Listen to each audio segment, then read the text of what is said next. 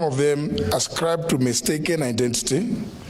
It has become the modus operandi of a callously inhumane, Ruto-led regime. It is one, if not the major reason, why senior members of the Kenya Kwanza have been impeached, forced into resignations, or indeed have been sacked because they questioned and sought answers for these indecent atrocities that go against human understanding. It is the reason, ladies and gentlemen, that these brave souls, unbound and uncompromised, stand here as the united opposition determined to komboa Kenya. Friends, our beloved republic, when that one-year-old Albert Ojwang walked back to his home in Migori on June 6, 2025, neither he nor his parents, his relatives, and his young wife were aware that these were his last hours on earth. Albert was neither sick nor wounded. He had in fact spent the day actively planning his home garden, calculating its eventual harvest. Albert, a Kiswahili and Religious Studies teacher based in Voi, was a single hope of his parents and father to a 2.5-year-old child. Albert was picked up by police officers riding motorcycles in Kakot, Homa Bay, and taken away because of an alleged offensive social media post about a senior police officer, now identified as the Deputy Inspector General of Police, Eliud Langat. 32 hours later, after the police who arrested Albert assured his parents that he was well and only needed a heavy overcoat because Nairobi was cold, Albert was dead. Why Albert was moved from Mawega police station in Homa Bay to Nairobi, 400 kilometers from the alleged area of incident, and specifically Central Police Station in Nairobi, and checked in under OB number 13/7/6/2025 at 9:35 p.m. on Saturday, June 7th, remains unclear. There are 26 hours that remain unaccounted for between Homa Bay and Nairobi.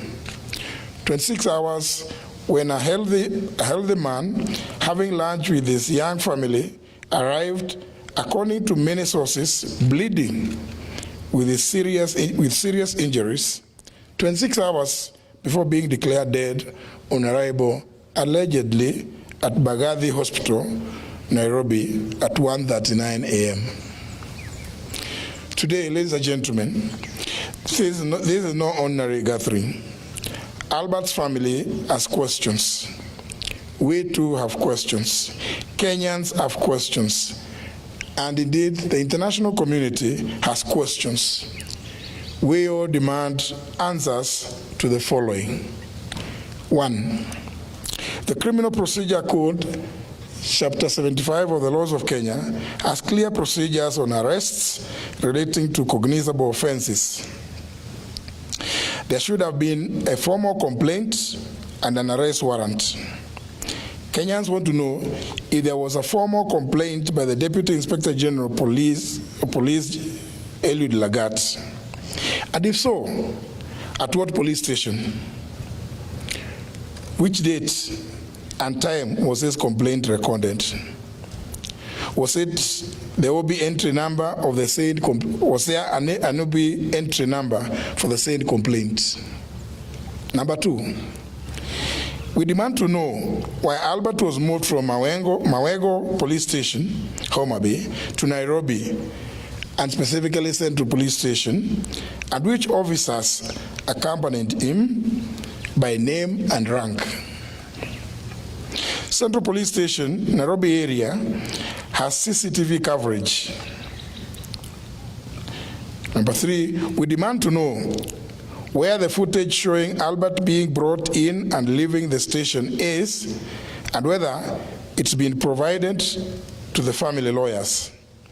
If there is no footage, we demand to know who ordered for the cameras to be switched off.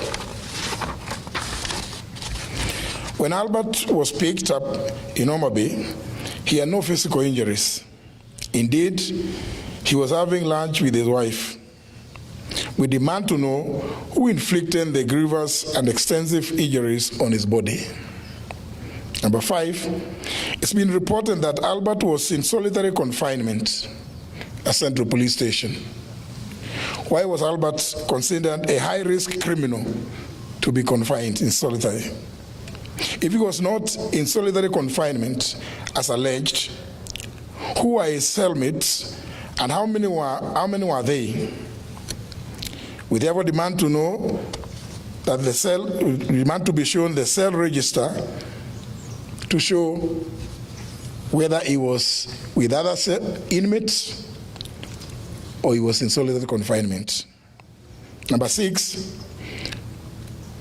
yesterday, June 10th, 2025, we've read and heard that the Director of Public Prosecutions, the DPP, directed the Independent Policing Oversight Authority, IPOA, to expedite investigations on circumstances surrounding the death of Albert and report within 7 days. This is a cover-up and a diversionary tactic to delay this matter. The mandate of the DPP under the Constitution of Kenya is to direct the National Police Service and the Directorate of Criminal Investigations in writing to do investigations, not to direct the IPOA. The postmortem on Albert is clear, and all Kenyans have formed this opinion: he was murdered. In light of the foregoing, we are calling not just for the resignation, but for the arrest and arraignment in court of the Deputy Inspector General of Police, Eliud Langat, within 24 hours from the issuance of this statement. We similarly demand that the junior officers currently being persecuted be given witness protection with immediate effect. Their lives obviously are in danger because they know the truth. We applaud the courageous Kenyans who have kept vigil at Vigilance House and encourage them to maintain the pressure until this is achieved.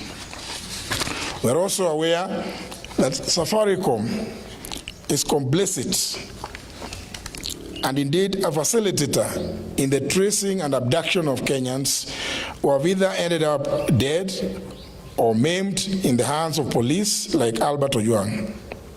We want to issue a direct warning that this amounts to aiding and abetting in the commission of these crimes against humanity, for which Kenyans will hold Safaricom responsible and either take appropriate legal action or boycott their services.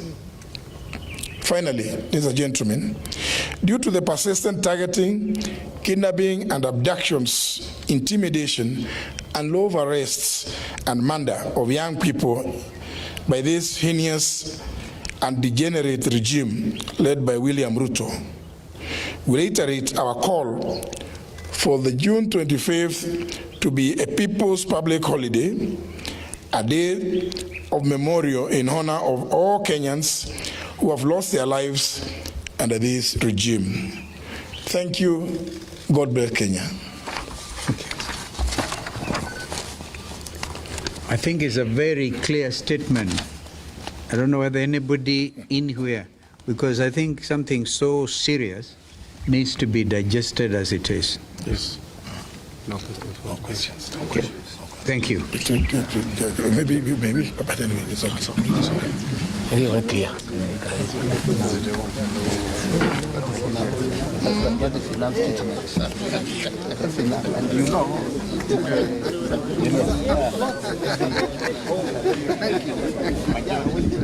you.